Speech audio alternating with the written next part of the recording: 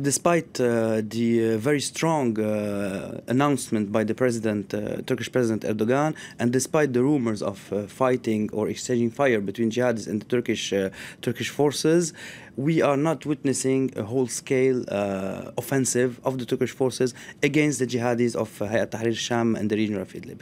We are witnessing something else.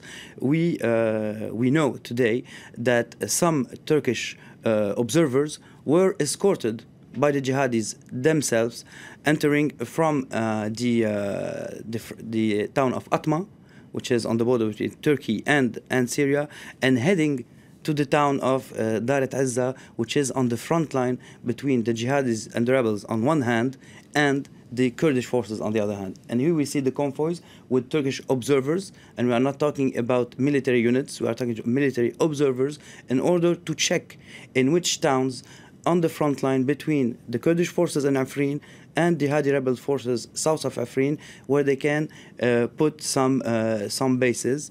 And we see that it is much complicated than we can think. Things are never black or white; they are always gray. And what are they trying to achieve with this campaign? Actually, both sides, Hayat Tahrir Sham and the Turks, are trying not to be in a situation of a whole-scale confrontation, because on one hand, the Turks don't have the means up to now to go into this confrontation. They will do it with their proxies, as they did with the Islamic State in the region of Jarablus months ago. But apparently, and I had to talk with some contacts in the Hayat Tahrir Sham faction, and apparently since weeks, many envoys from Hayat Tahrir Sham and from the Turks are talking to each other in order to find a kind of agreement which permits the Turks to implement the Astana deal with Russia, and on the other hand permits to the jihadis to maintain their presence in Idlib and not to go into a full-scale confrontation. So the deal is the following: that no huge military convoys or units will enter, Turkish units. No proxy rebels will enter Idlib, as I was told, but only Turkish deployment will be on the front lines with Afrin. And if we could maybe look at the map for a sec, we can see this in more clearly. So this is the map.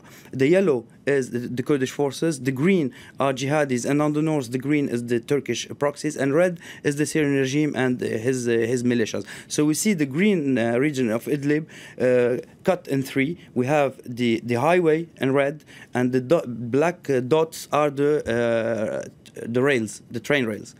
So actually, what I was told, that the Turks, will be deployed next to Atme, on the front line with the Kurds, and maybe on the front lines with the regime next to the town of Aleppo. This way, they will implement the deal made under the surveillance of Russia. And on the other hand, jihadis will have the hands free to continue their operations south of Idlib.